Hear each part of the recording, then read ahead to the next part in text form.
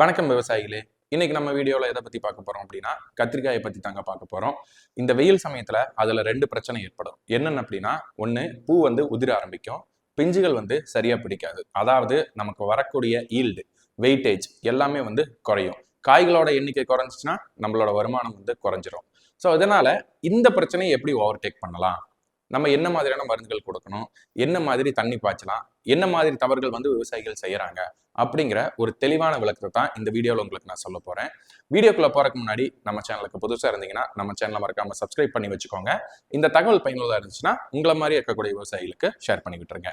சரி, வாங்க வீடியோக்குள்ள போகலாம். பூ விழறதுக்கு என்ன காரணம் அப்படிங்கிறத இப்ப சொல்லிடலாம். பூ உதிர்றதுக்கு இயற்கையான காரணங்கள் என்ன அப்படின்னா, வெயில் அதிகமாகுது.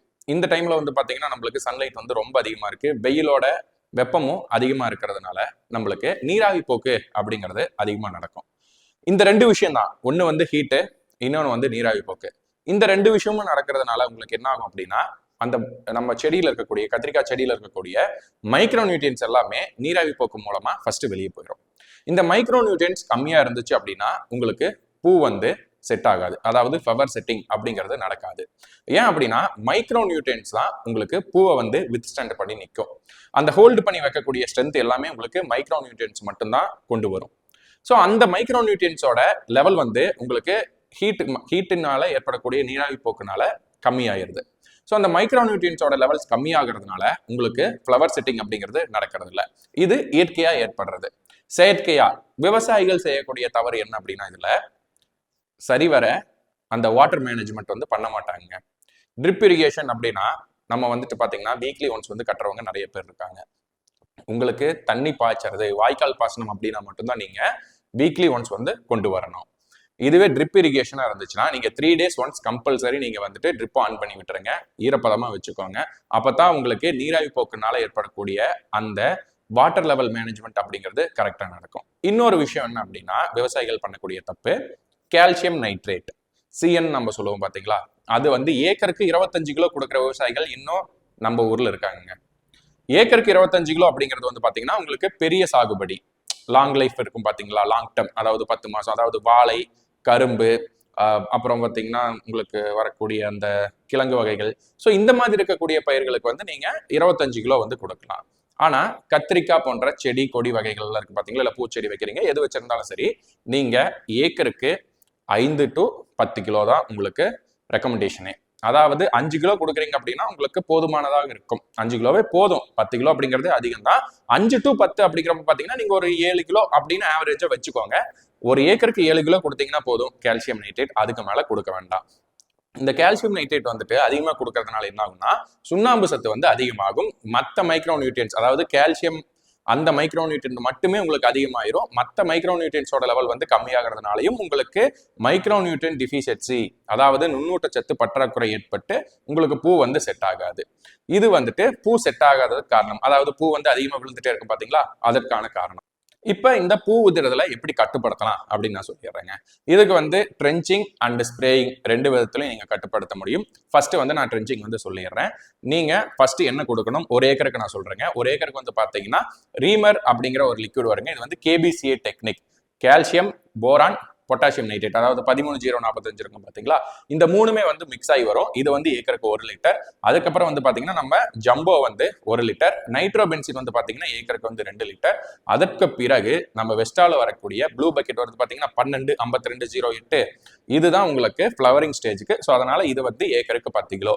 இந்த நாளையும் நீங்க ட்ரிப்ல விட்டுருங்க. இதுதான் உங்களுக்கு ட்ரென்ச்சிங். இப்போ பாத்தீங்கன்னா நீங்க நைட்ரோபென்சின் கொடுத்துட்டீங்க. இந்த நைட்ரோபென்சின் என்ன பண்ணும் அப்படின்னா உங்களுக்கு ஃபிளவரிங் ஸ்டேஜை பூஸ்டப் பண்ணி கொடுக்கும், அதாவது நிறைய பூ எடுக்க வைக்கும்.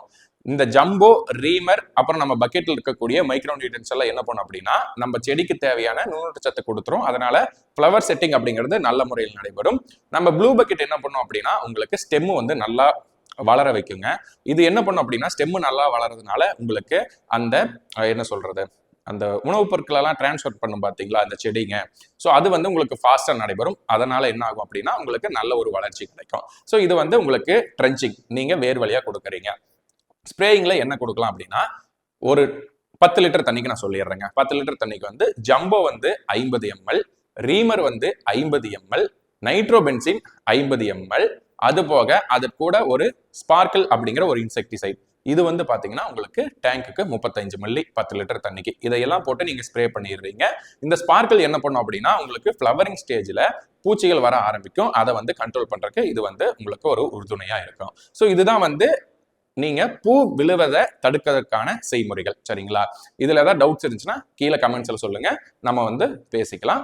இந்த ப்ராடக்ட்ஸ் எல்லாம் உங்களுக்கு தேவைப்படுதுனாலும் சொல்லுங்க, நான் உங்களுக்கு நல்ல முறையில அனுப்பியும் வைக்கிறோம். அடுத்தது வந்து காய் உதிர்றதுக்கு என்ன பிரச்சனை அப்படின்னு சொல்லி பாத்திரலாங்க. இந்த காய் உதிர்வதும் பாத்தீங்கன்னா உங்களுக்கு ஹீட் சமயத்துல உங்களுக்கு ஏற்படும். ஏன் அப்படின்னா நான் ஃபர்ஸ்டே சொன்ன மாதிரி தாங்க, நுண்ணூட்டச்சத்து தான். இந்த நுண்ணூட்டச்சத்தை நீங்க எந்த அளவுக்கு நீங்க ரெடி பண்ணி வைக்கிறீங்களோ அந்த அளவுக்கு உங்களுக்கு காய் வந்து வித்ஸ்டாண்ட் பண்ணும்.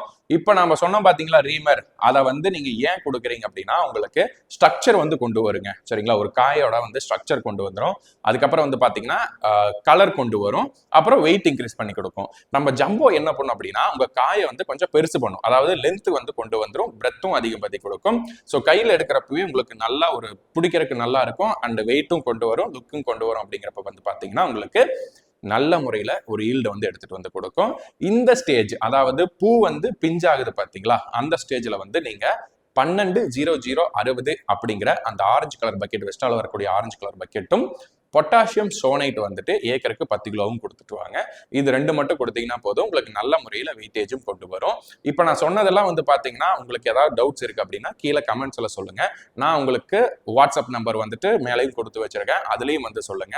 நம்ம உங்களுடைய ஃபீல்டு வந்துட்டு வீடியோ அனுப்புனீங்கன்னா நம்ம அனலைஸ் பண்ணி என்ன சத்து குறைபாடா இருக்கு, எப்படி கொடுக்கலாம் அப்படிங்கிற எல்லா விதமான ரெக்கமெண்டேஷன்ஸும் நம்ம கொடுத்துட்டு வருவோம். அதனால எந்த வித தயக்கமும் இல்லாம எங்களை வந்து கான்டாக்ட் பண்ணுங்க. உங்களோட ஈல்டை வந்து பெருக்கிக்கோங்க. இந்த சமயத்துல பூ உதிர ஆரம்பிக்கும், பிஞ்சுகள் வந்து கொட்ட ஆரம்பிக்கும். இந்த 2 விஷயத்தையும் நீங்க தடுத்துட்டீங்க அப்படின்னா உங்களோட ஈல்டு வந்து நல்ல முறையில கொண்டு வரலாம். ஏன் அப்படின்னா ரேட்டும் இப்போ ஓரளவுக்கு 60 and above வந்து போயிட்டு இருக்குங்க கத்திரிக்காய். அதனால இந்த சான்ஸை வந்து மிஸ் பண்ணிட வேண்டாம். நல்ல முறையில் உங்க ஈல்டை வந்து பெருக்குங்க, லாபத்தை அதிகரிங்க, விவசாயத்தை பண்ணுங்க, நல்ல முறையில் இருங்க. மீண்டும் ஒரு நல்ல வீடியோவில் சந்திக்கலாம். நன்றி, வணக்கம்.